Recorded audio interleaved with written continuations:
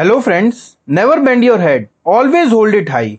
ऐसे मजबूत इरादे रखने वाले थे भारत के महान राजा शिवाजी महाराज। वो एक योद्धा राजा थे और अपनी बहादुरी, रणनीति और प्रशासनिक कौशल के लिए प्रसिद्ध थे।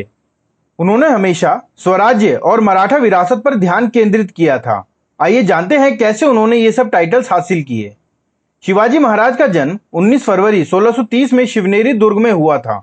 इनके पिता का नाम शाहजी भोसले और माता का नाम जीजाबाई था। शिवनेरी दुर्ग पुणे के पास है।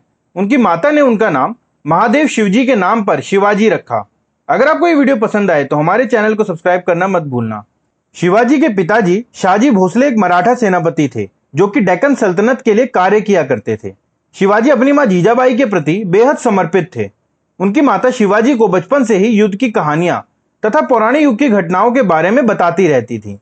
खासकर उनकी मां उन्हें रामायण और महाभारत की प्रमुख कहानियां सुनाती थी, जिन्हें सुनकर शिवाजी के ऊपर बहुत ही गहरा असर पड़ा। इन दो ग्रंथों की वजह से वो अपने पूरे जीवन में हिंदू महत्वों का बचाव करते रहे।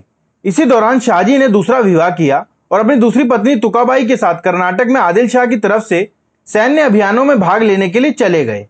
उन्होंने शिवाजी और जीजाबाई को दादोजी कोंडदेव के पास छोड़ दिया।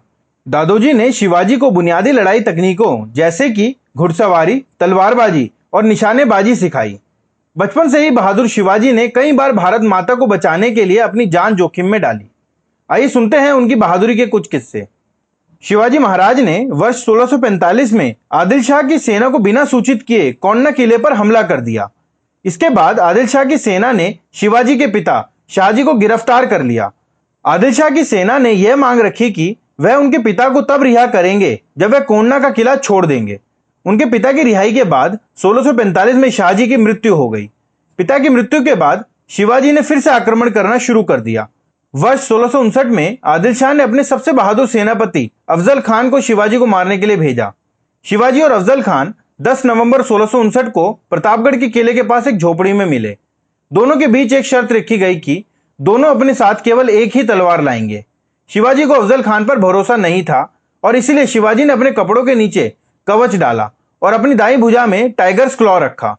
इसके बाद वो अफजल खान से मिलने चले गए। अफजल खान ने शिवाजी के ऊपर धोखे से वार किया, लेकिन उनके कवच ने उन्हें बचा लिया और फिर शिवाजी ने टाइगर्स क्लॉ से अफजल खान पर हमला किया। हमला इतना घातक था कि अफजल खान बुरी तरह से घायल हो गया और उसकी मृत्यु हो गई। इसके बाद शिवाजी के सैनिकों ने बीजापुर पर आक्रमण कर दिया। शिवाजी के साहस का एक और किस्सा प्रसिद्ध है।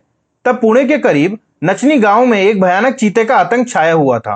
वह अचानक ही कहीं से हमला करता था और जंगल में ओझल हो जाता था। डरे हुए गांव वाले अपनी समस्या लेकर शिवाजी के पास पहुंचे।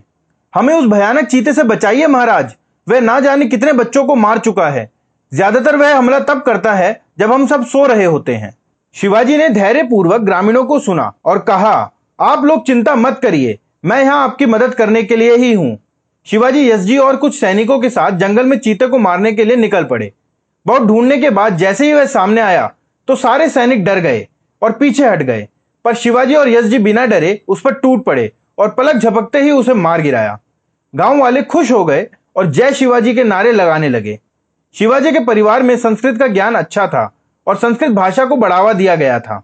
शिवाजी ने इसी परंपरा को आगे बढ़ाते हुए अपने किलों का नाम संस्कृत में रखा, जैसे कि सिंधुदुर्ग, प्रचंडगढ़ और सुवर्णदुर्ग। उनके राजपुरोहित केशव पंडित स्वयं एक संस्कृत के कवि तथा शास्त्री थे। उन्होंने दरबार के कई पुराने कायदों को पुनर्जीवित किया एवं शासकीय कार्यों में मराठी तथा संस्कृत भाषा के प्रयोग को बढ़ावा दिया। अपने ज्ञान और शक्ति से उन्होंने सन 1674 तक अपना साम्राज्य भारत के कई राज्यों तक फैला लिया और छत्रपति का खिताब अपने नाम किया। शिवाजी महाराज के कई सारे बहादुर साथी थे जिन्होंने उनकी सफलता में अनमोल योगदान दिया। वे थे येसाजी कंक, बाजी पासलकर, बापूजी मुदगल, नार्हेकर देशपांडे, संभाजी कावजी, जीवा माहला, तानाजी मालुसरे, कान्होजी जेधे, बाजी प्रभु देशपांडे और दादाजी नरस प्रभु देशपांडे। आप इनमें से किनकी बायोग्राफी देखना पसंद करेंगे, हमें कमेंट बॉक्स में जरूर बताएं। शिवाजी महाराज बहुत बड़े ज्ञानी थे जिन्होंने अपने पिता से स्वराज की शिक्षा हासिल की। जब बीजापुर के सुल्तान ने उनके पिता को गिरफ्तार कर लिया था तो शिवाजी ने एक आदर्श पुत्र की तरह अपने पिता को बीजापुर के सुल्तान से संधि करके छुड़वा लिया। अपने पिता की मृत्यु के बाद ही शिवाजी ने अपना राज तिलक करवाया।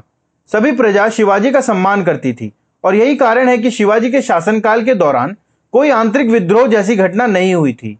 वह एक महान सेना नायक के साथ साथ एक अच्छे कूटनीतिज्ञ भी थे। हम सभी को उनके जीवन से संघर्षों से लड़ने की सीख लेनी चाहिए। याद रखिए, आज मुश्किल है, कल थोड़ा बेहतर होगा। बस उम्मीद मत छोड़ना, भविष्य जरूर बेहतरीन होगा। अगर आपको यह वीडियो पसंद आई तो हमारे चैनल को सब्सक्राइब कीजिए और इस वीडियो को अपने फ्रेंड्स के साथ शेयर कीजिए और कमेंट करके हमें बताइए कि नेक्स्ट वीडियो आपको किस टॉपिक पर चाहिए। Thank you.